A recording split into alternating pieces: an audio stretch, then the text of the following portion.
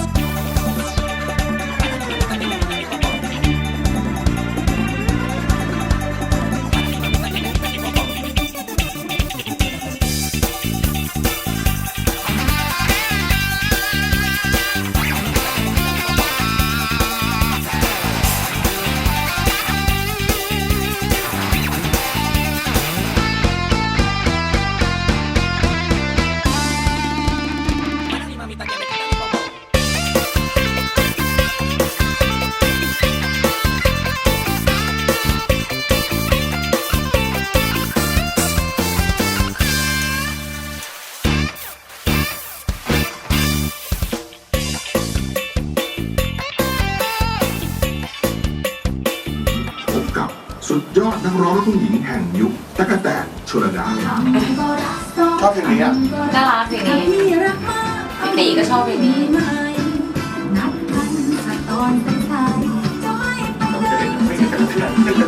อ๋อใช่ไหมเดี๋ยวหากันดีเลย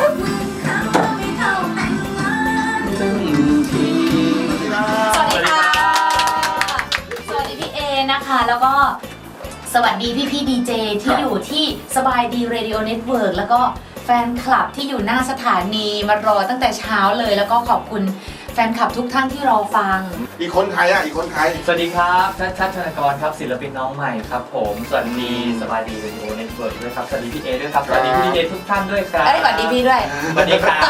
ถือว่าวันนี้ในการเข้ามาสู่วงการเพลงเป็นครั้งแรกของชัดชนกรครับผมนะฮะก่อนหน้านี้ยังไงไปเจอพี่ตั๊กแตนที่ยังไงก่อนหน้านี้ได้ทำงานร่วมกัน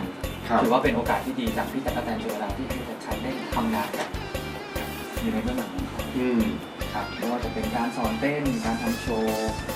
ถึงแม้ว่าตัวเขาจะเติบโตที่กรุงเทพก็ตามตั้งแต่เล็กจนโตแต่ว่าสายเลือดแท้ๆของเขาก็คือมหาสารคาม